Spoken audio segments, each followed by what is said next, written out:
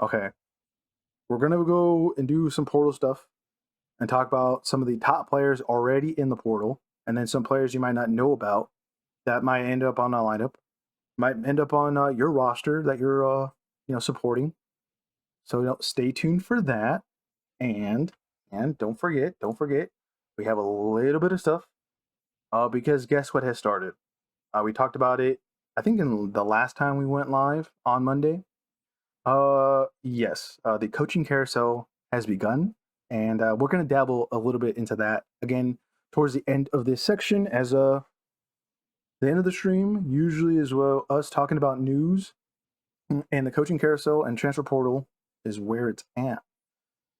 But let's dive into some of these bowl games. I like a lot of these matchups. Um, let's just start with simply Cal versus UNLV. I think that's going to be an interesting game in the trenches.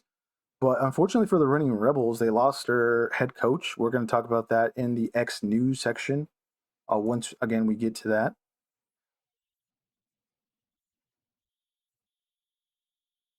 But the LA Bowl, I think a decent return. For some reason, there's some weirdos on the internet predicting Boise losing to UNLV and Boise playing Cal, but not today, not today. What other good matchups? Georgia Southern versus Sam Houston State. I actually really, really like that one. If you played like NCAA back in the day and you moved like your FCS teams or a few of them into the FBS, Georgia Southern, Sam Houston State, those were two of the schools I would do a lot of. And it's kind of cool that they're playing each other now at the highest level of college football in a bowl game, which is pretty interesting. So that's one. Actually, I'm going to be tuning. I usually tune into the New Orleans Bowl. How do you not? How do you not tune into the New Orleans Bowl? It's always a classic. Ohio versus Jacksonville State. You got the MAC champion versus Conference USA champion.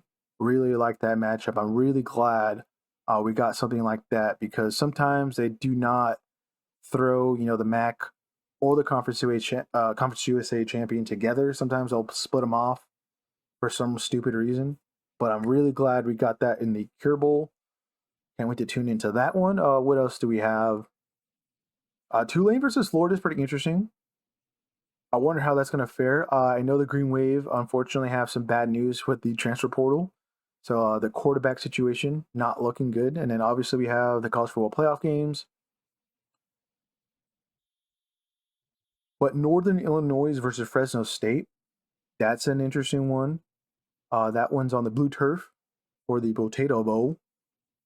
And another one I always like to tune in for. Christmas Eve, how do you do? And one I will be tuning into. USF versus San Jose State, the Hawaii Bowl. I didn't know I really, really wanted. And yeah, South Florida making that coast to coast trip. Actually, not even. You're going to an island off the coast, which is even farther. And then a nice little vacation for the Spartans. I wonder how that one's going to be matching up because USF kind of falling apart there at the end.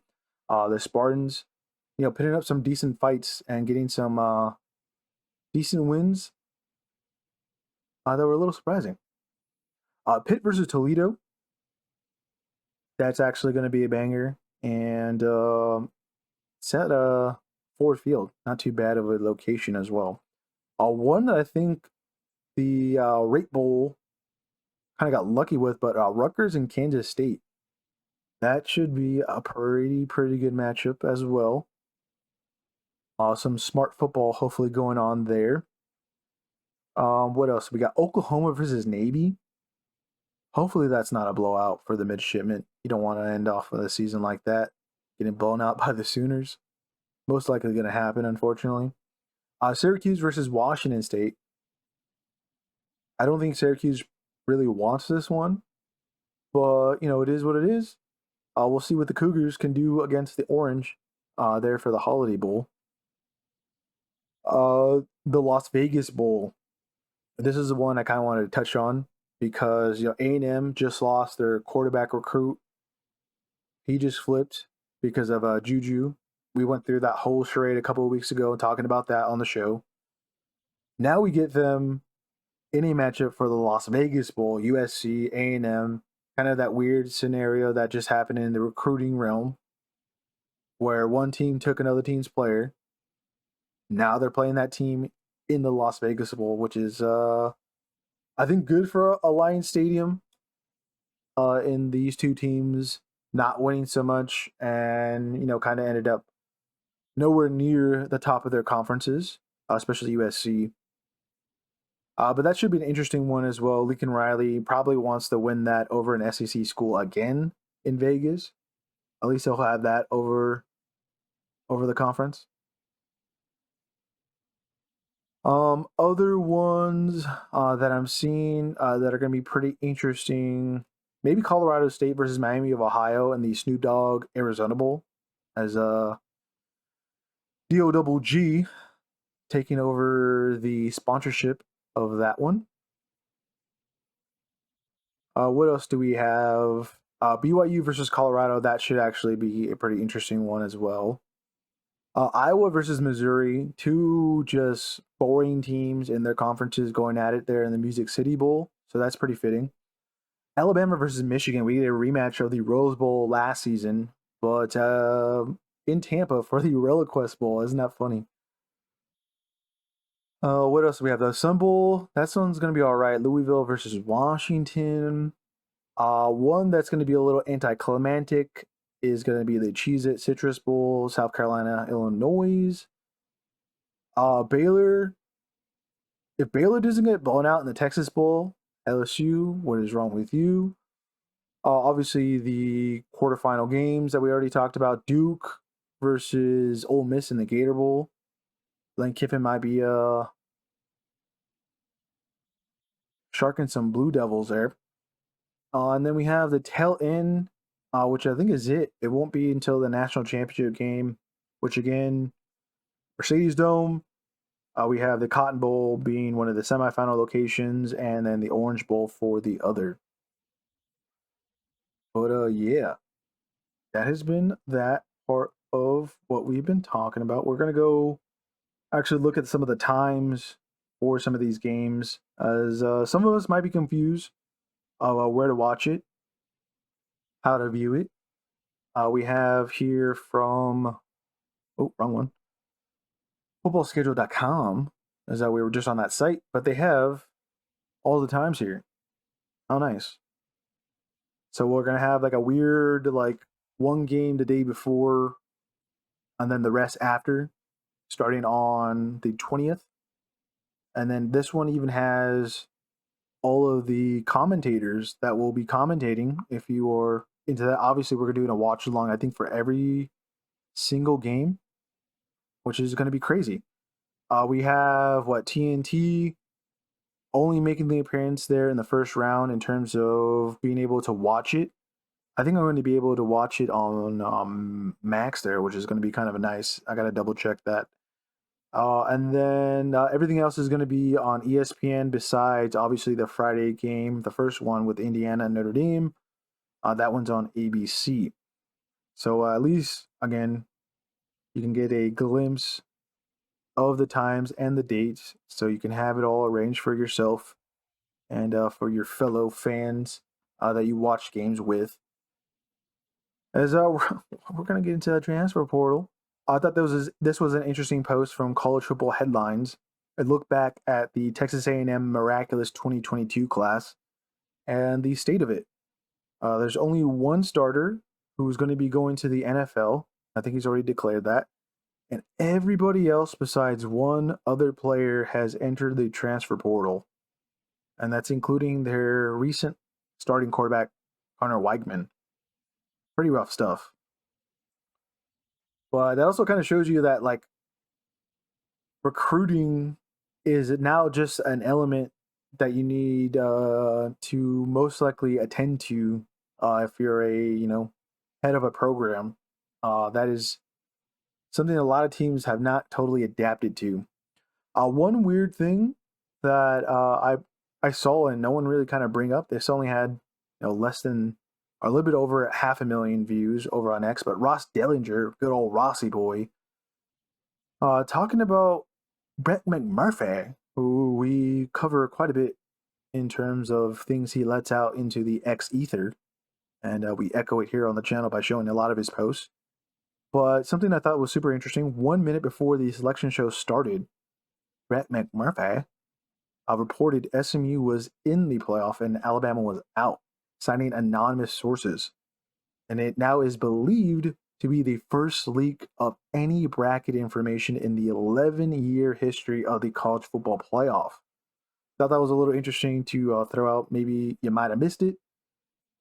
We got you locked in over here, as we're gonna now get into the portal. We haven't been here quite a long time, but we're all gonna feel it together. As yeah, now it is time to enter the portal. Look at some of the top players, as things are not there. The portal machine sometimes is a little weird. Okay, I'm sorry. It is what it is. But let's get into that portal news.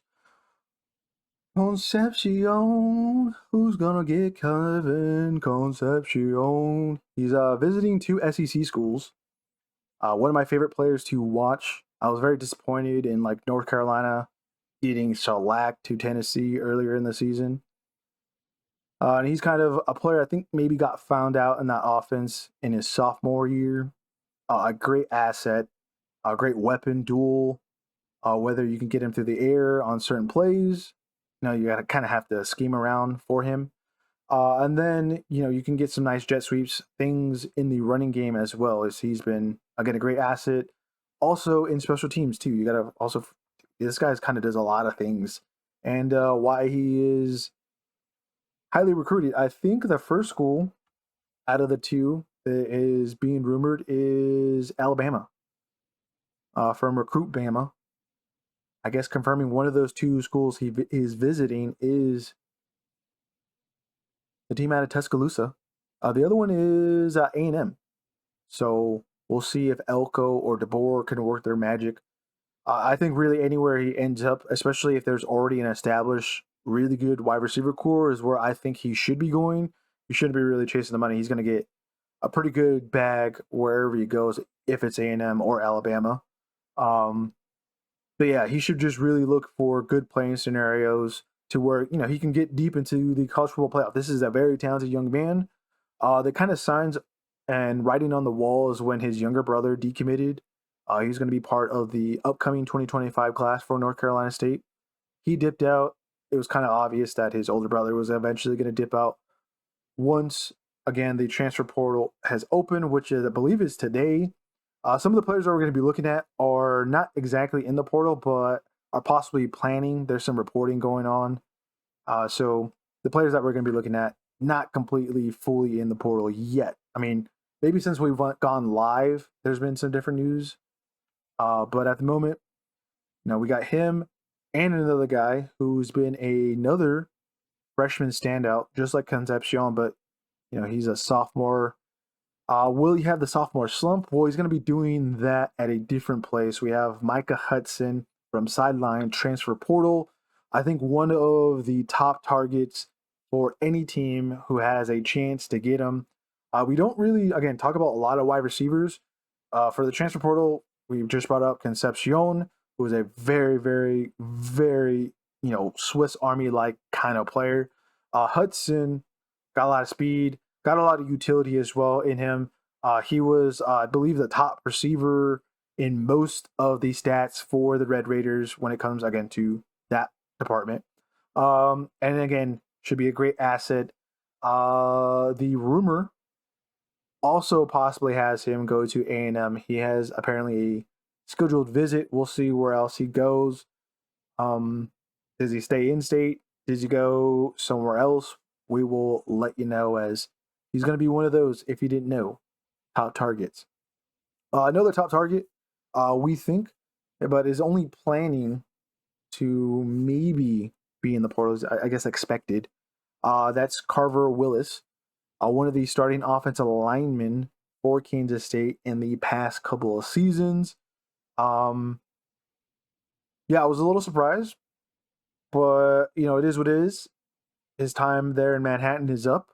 Looks like there are some teams possibly poaching, giving him a little bit better of a deal.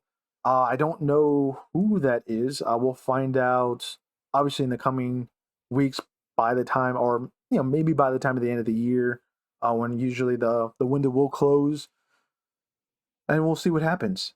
As wherever this guy ends up, it's gonna be bolstering whatever offensive line that is.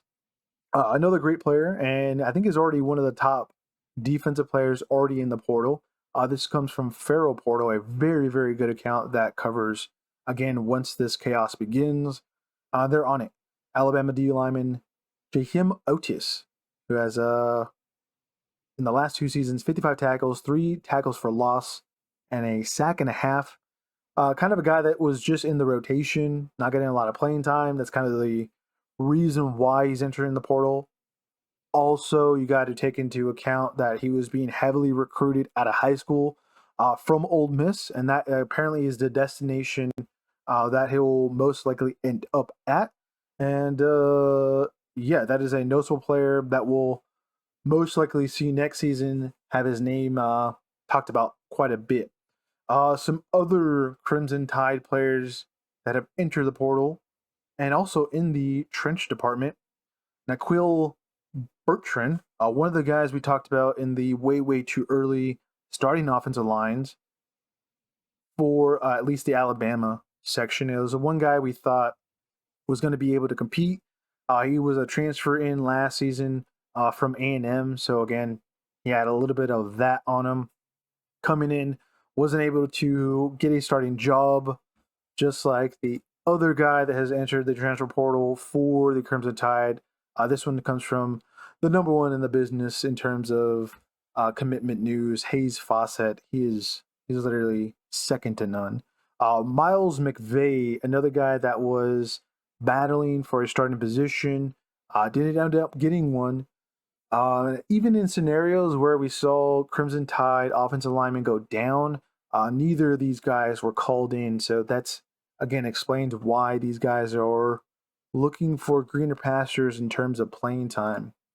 A former 4-star recruit as well. A post I cannot disagree with from Brendan Moore.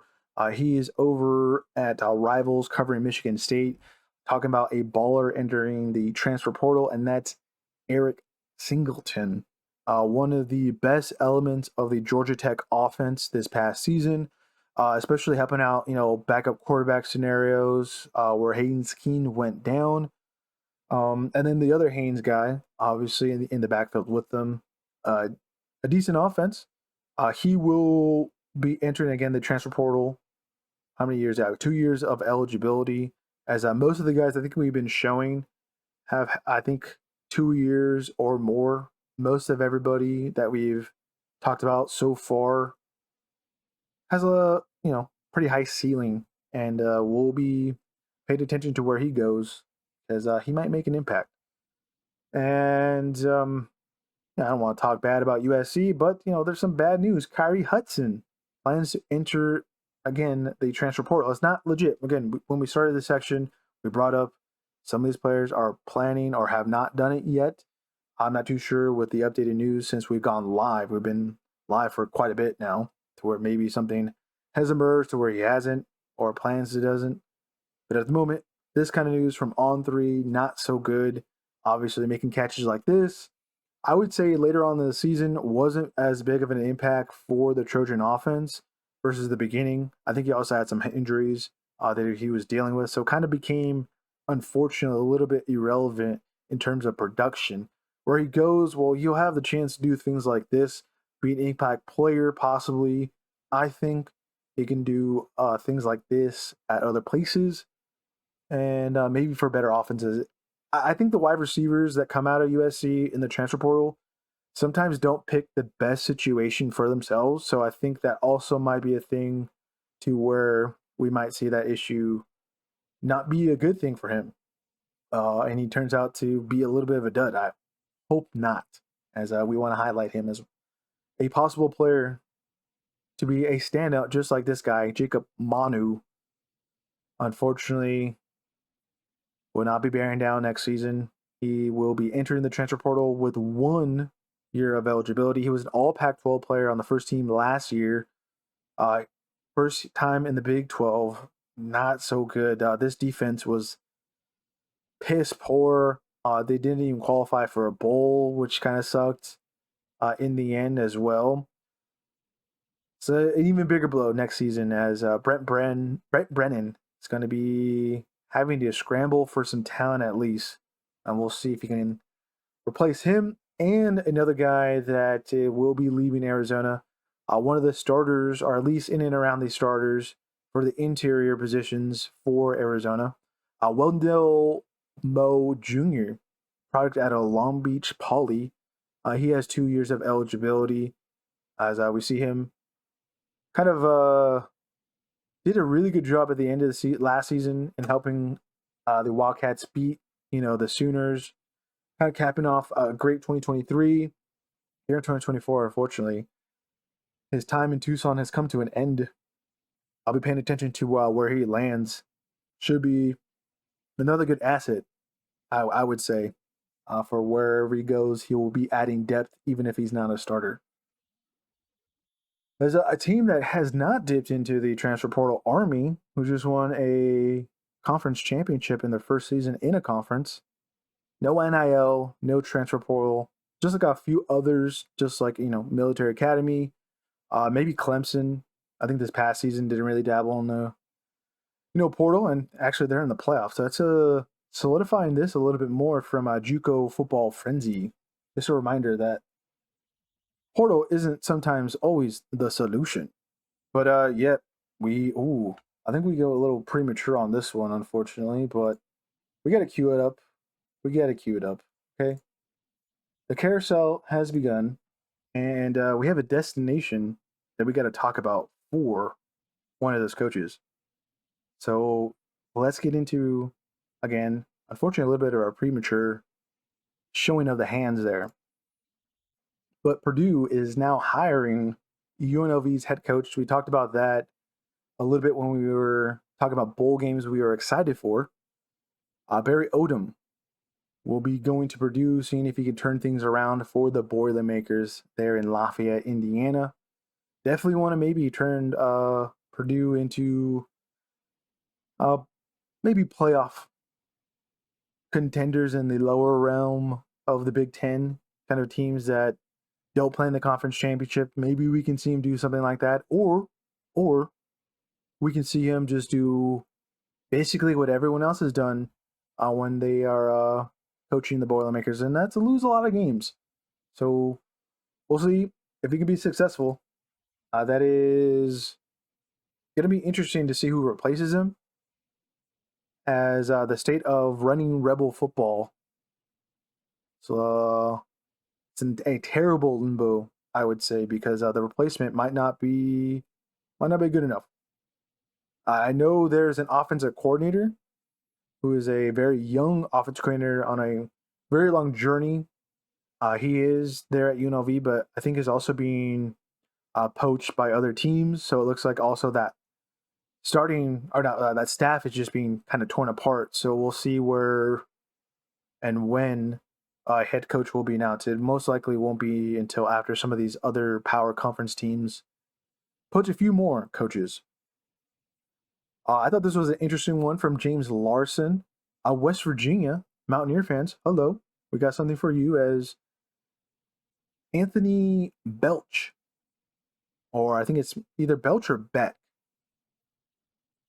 is possibly in the running and has at least been interviewed for the West Virginia head coaching position, and he is technically a head coach for the St. Louis Blackhawks. Yes, and UFL product might be coming to college football. I don't think this has happened recently, but it would be interesting to see coaches now in the spring, not only the players that have been participating in that league, now getting opportunities outside. And I don't know if you consider the UFL a second chance. Sometimes it's a first chance for some in what they have been building over there. And it's kind of cool to see now coaches possibly being poached for, I don't want to say top positions, because West Virginia, I know, is in the Big 12, isn't the prettiest job. I think at the moment it's going to be kind of a hard ask on how you even improve that team and that program post Brown. Other fun stuff in the coaching carousel that we have to bring up. I think this is mostly rumored in terms of like being interviewed and stuff, but Bill Belichick seems to be interested in the opening for North Carolina. Who might actually dip into this? I think Brady, Edelman, and Gronk were actually making fun of this on Fox Sunday or whatever post game or pre game NFL coverage that they were doing together. They were kind of making jokes about it. But Belichick, North Carolina, that seems pretty interesting. I don't know how he would handle a college environment, but I think with the kind of old way he was handling the Patriots, I think it would actually work there in college. It just depends on how harsh he's going to be with some talent that might not be willing to do some of the things he wants. So we might see more of I think, a Big Ten approach with a Bill Belichick kind of hire, kind of like we see with Bill O'Brien with Boston College, kind of similar up there, playing more physical football versus the finesse and dipping into talent that might not get you so far.